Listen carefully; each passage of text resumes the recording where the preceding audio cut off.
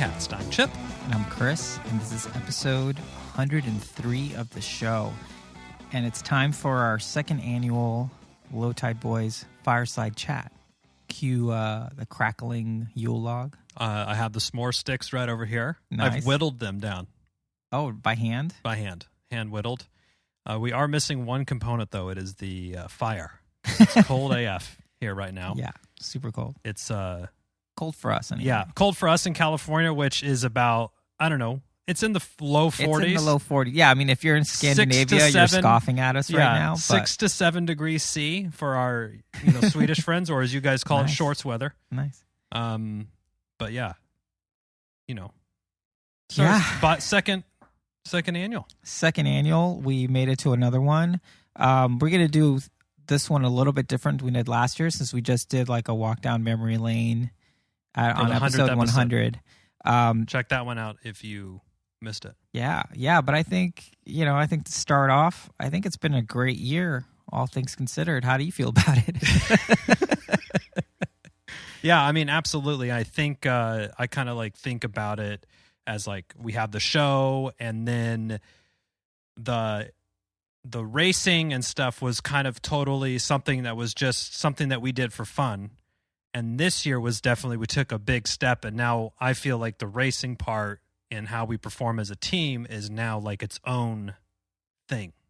Yeah. If that makes sense. Yeah. I mean, I feel like even, we've talked about this before, but right after Catalina, way back when now, yeah. I was super freaking stoked. I was ready to go. And with COVID, started training, got in really good shape. I would say I'm pretty close to pre-kid shape, or at least I was before, at least until Austin or whatever.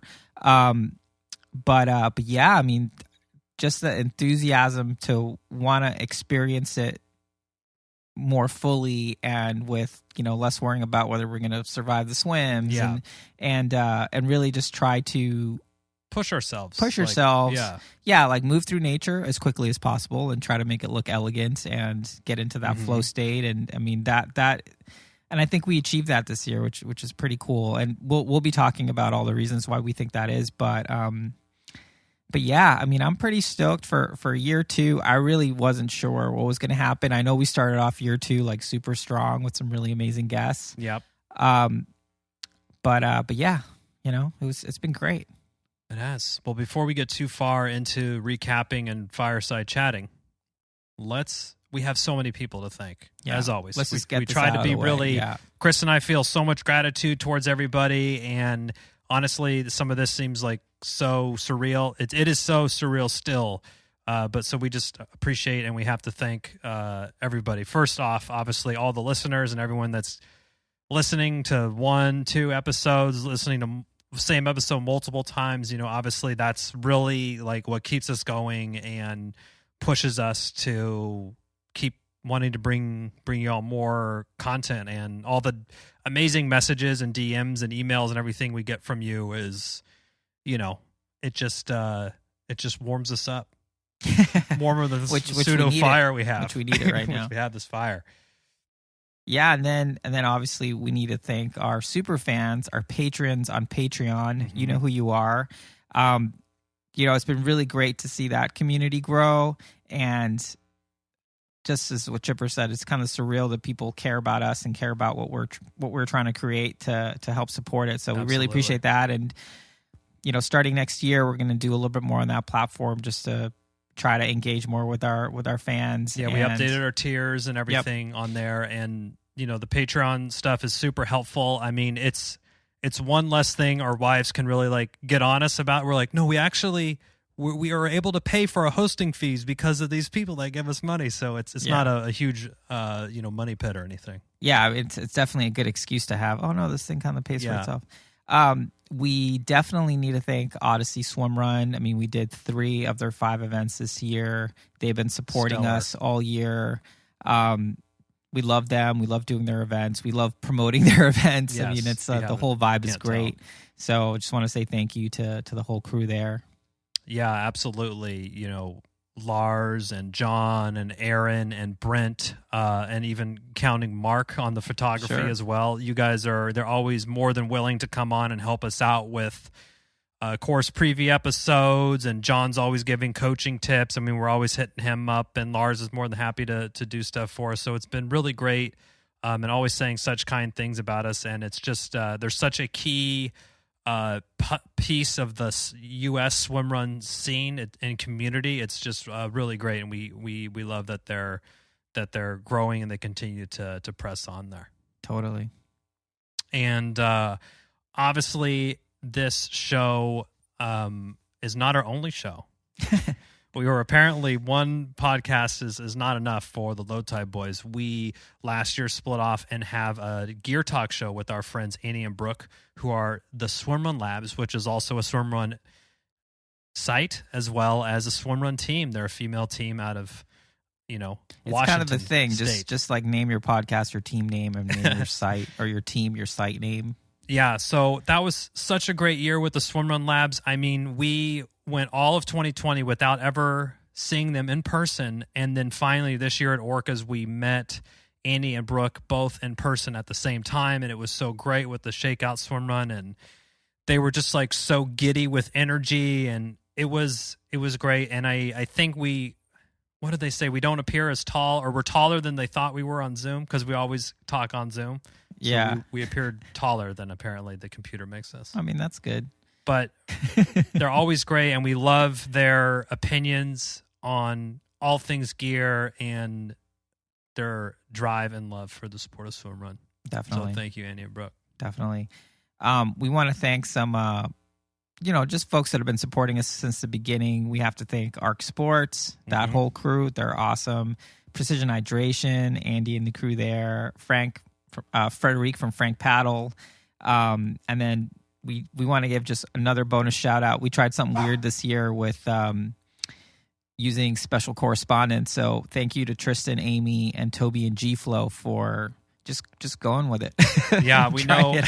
We're always trying new stuff. Chris and I will come up with a interesting concept for a type of episode or something, and we'll just say, yeah, let's just try it out. Let's see how it goes. And you two were both cool enough to kind of take it and run with it. 2021 podcast season or year wouldn't have been what it was without all the awesome guests that we had. Yeah, definitely. I mean, we tried some new things. We did a partners month, which was pretty fun, where we just interviewed teams. We did a guest race report for the first time. Yeah, we did a couple of those. Episode. I thought that was I really enjoyed that style of episode. Yeah, we would love to hear, them, obviously, what everybody. 4. Yeah, we try to highlight a little bit of the Attila ones that are happening abroad when we couldn't get out there. So that was a cool format that we tried out and did. And then around Attila the Swimrun World Championship coverage. So peel the curtain back a little bit. Chris is the one who mainly is handling all the bookings of this. But we hit a little hot streak here where he lined up this nice streak, and I got to commend you. You hit a home run this year on this. Thank you. Well, actually, it took a lot of work. And if we're going to thank anyone, the real mastermind behind this who helped put all the wheels in motion on the Sweden side of things was Oscar Olsen. Yeah, so starting episode 83 or 84, we had Oscar, then we had Michael Limmel, then we had a course preview episode, and then race report. So we had a really great 4 or 5 episode streak in there, which I'm one who dives into the data and the stats. It's just I can't help myself. So 3 of those episodes are in our top 10 all-time listens. So they were also very popular with everybody else, apparently. Yeah, it's always great to see when people like the content. I mean, we heard some people from who listened to Oscar's walkthrough of the Attila race, who listened to it multiple times. Just like it was such a great resource for people to kind of wrap their head around. And Adriel even listened to it. Yeah. Yeah, our friend Bill from the UK, he said he listened to it multiple times. So that's awesome. So pro tip, if you're going to listen to it multiple times, just do it on different platforms so we get like double download numbers. Thank you.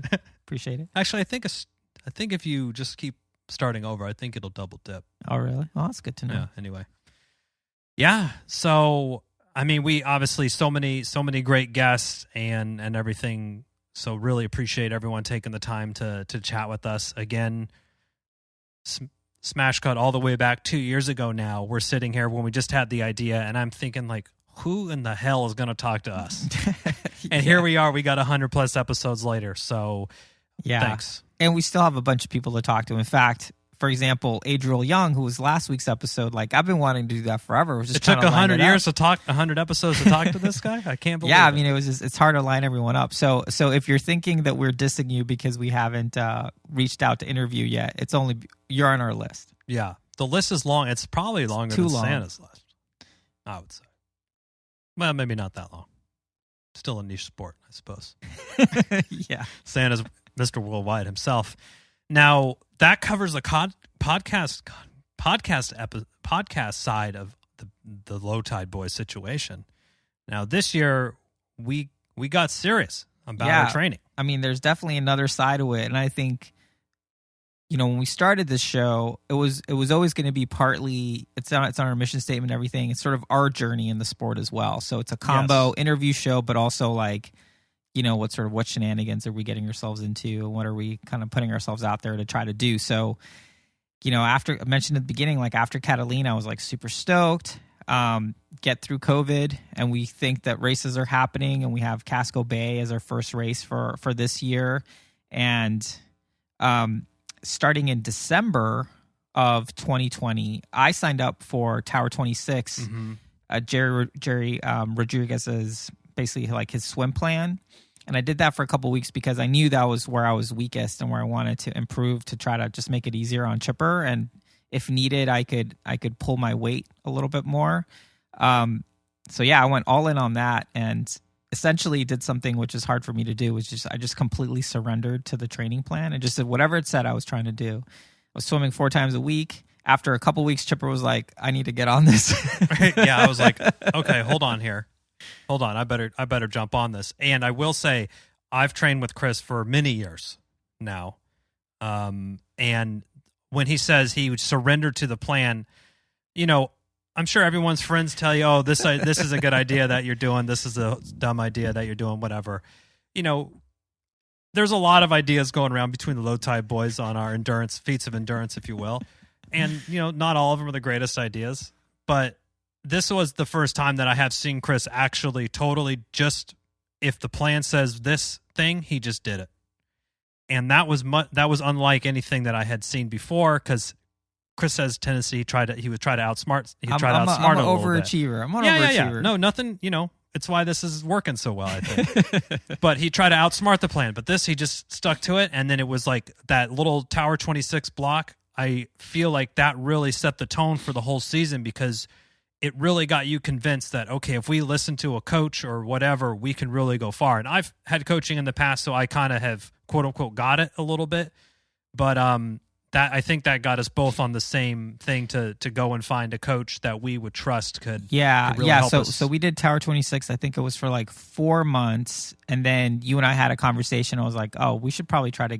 It's like, how do you feel about getting a coach to really just get serious, take it to the next level? Because I felt my swim was really progressing well, and I felt like I needed help on the run, and the swims for Tower 26 were good, and they were really, we both really were enjoying them and felt good, but we also were thinking, man, we're supposed to be the Swimrun podcast. We need to be having Swimrun coaching. Right, really specific. And and I think the Tower 26, I was so technique based, and I feel like at some point we just have to start using buoys and paddles, because that's the sport that we're doing.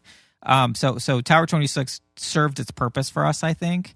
And then we started reaching out to some coaches, and our coaches who prefer to remain nameless, basically set us straight. And again, it was a thing where Chipper and I are already kind of accountability partners to each other, but having a coach and having like a system and just kind of doing whatever it said, our coach is super experienced, so it was like, let's just do what it says. Yeah. And that's what we did.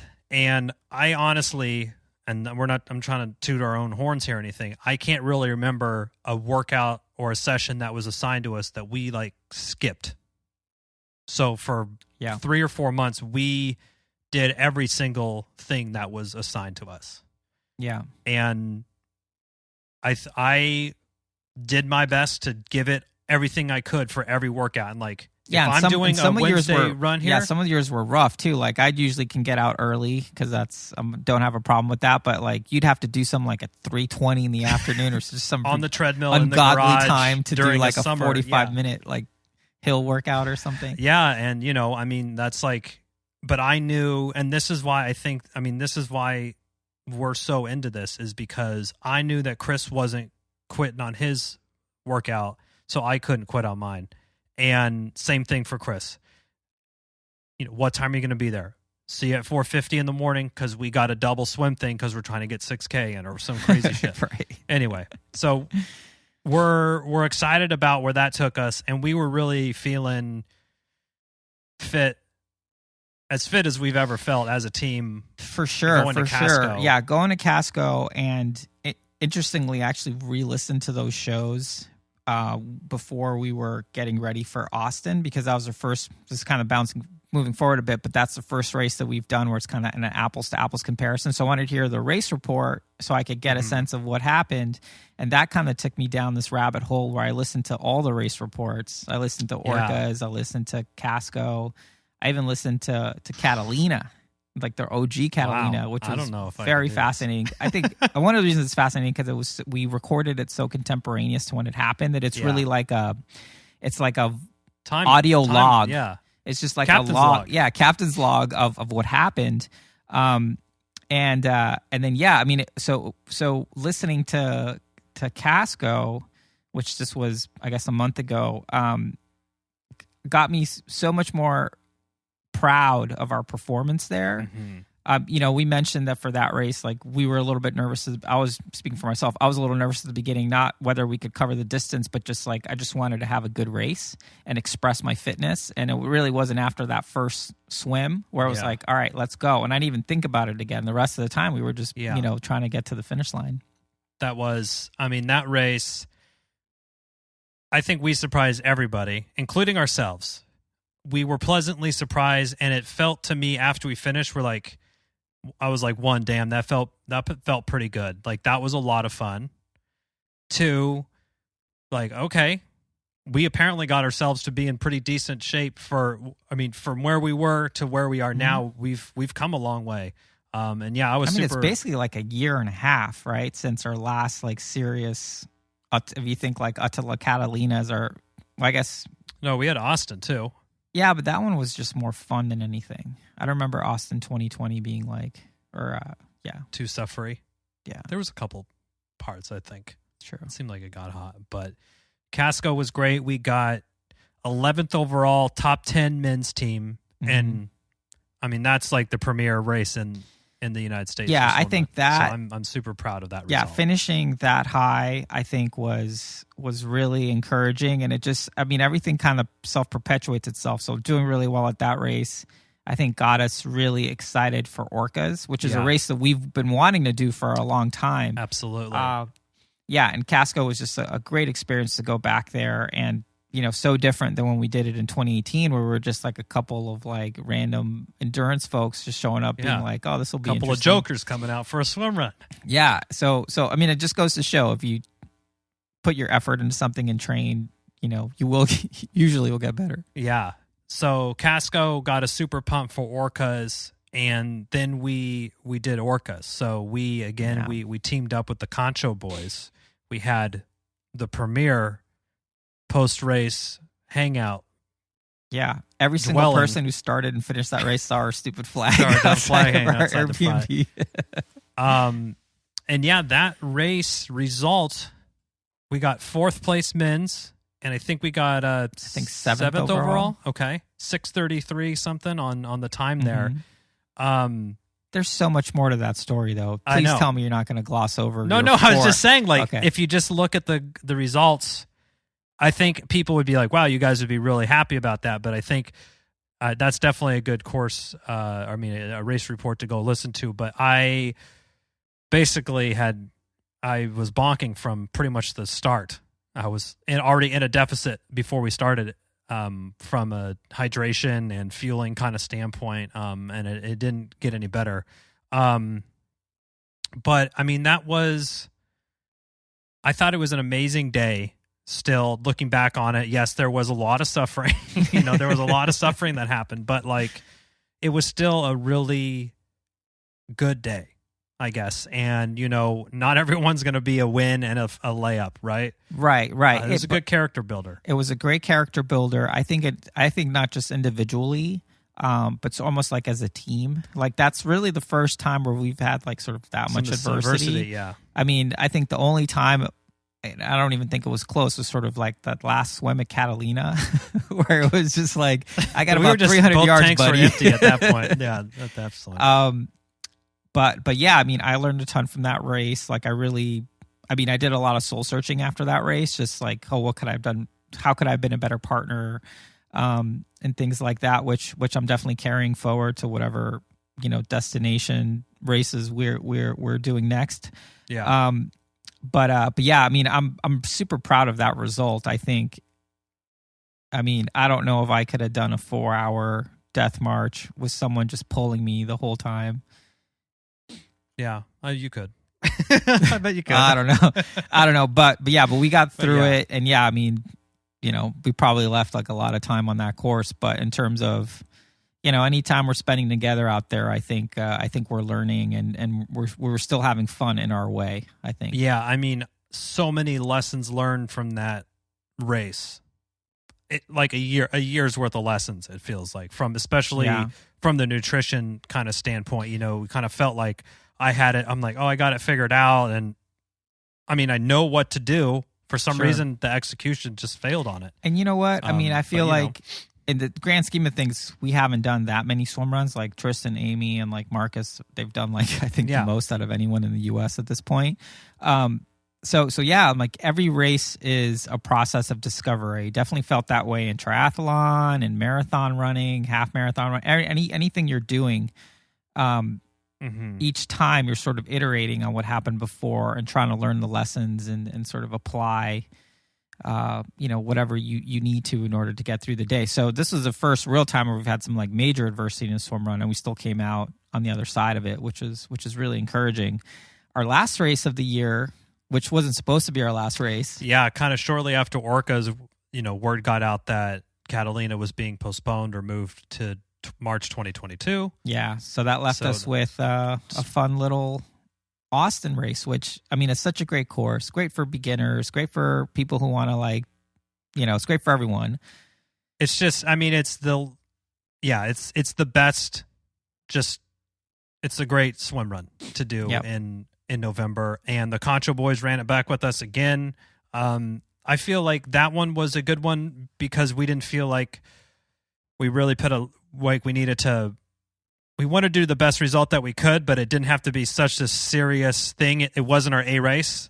So we were like, okay, we can hang out and do it. And we had a great shakeout swim run with tons of people and hanging out with people just in our little hotel compound situation thing with scorpions all over. The church camp, it was just such a good hang and everything there. We had a great time. And that one, we got second place in the men's division. And then what was our overall? Well, we dropped about half an hour from our previous year's time, which I think was so we went sub better... 3 hours. So we went like 2:58 or 2:57 or something like that. But yeah, it was that one was a great race. Again, when going into this, we're trying to get better, we're trying to get faster, but getting a podium I think was a surprise to us as well. Contra boys, incidentally, their second swim run, they came in third, so they got a podium. Pretty awesome. Too. But yeah, that's a really fun race. Again, can't recommend that race enough if this is going to be your first swim run or something like that, or you're worried about swims being technical. The swims in the Colorado River are great. I mean, and that was kind of our year. Again, that race was supposed to be the sort of final little tune-up before Catalina, which our plan was to really we're just going to go for it and try to represent USA. You know what I mean? Yeah, we were at Catalina, and that takes us right into kind of 2022. So that would have been our third merit race of the year, which we felt in our calculations. I have an abacus in my office, and that would have put us feeling pretty comfortable about getting a world championship slot. Yeah. So when that race got moved, that kind of put us in a little bit of a spot where we only got 2 races, but we had good results there, so we got a little bit more of bonus points or whatever, if you will. But yes, so we did apply for the 2022 Atala. Yeah, I mean, and I think if you would have asked us, before applying this year, I think we decided in the last couple of months that we should just go for it. Yeah. I think if you would have asked me, I would have always said, it's like, 2023, I think it's a good year. Kids will be a little bit older. It'll be fine. But I think there's some things that made trying to do it next year just made a lot of sense. Partly and this is what Michael Lamel told us, is like, because there weren't that many races in Europe, if you did merit races in the US, you actually had a pretty, you had a chance to accumulate points. And we definitely didn't maximize that potential because, again, we thought we had Catalina to kind of score a bunch of points at. But yeah, so we have kind of like an outside. I mean, it's not no chance. We have a chance. It's not like it's not totally secure. Yeah, yeah, totally. So but we have a chance. What does 2022 hold for us? So the first 2 races of the year that we have, which is the only thing in concrete at this point, is open the season with Atala Catalina, the World Series distance there, at the end of March, or no, middle in of March. In March. It's in March. It's in March.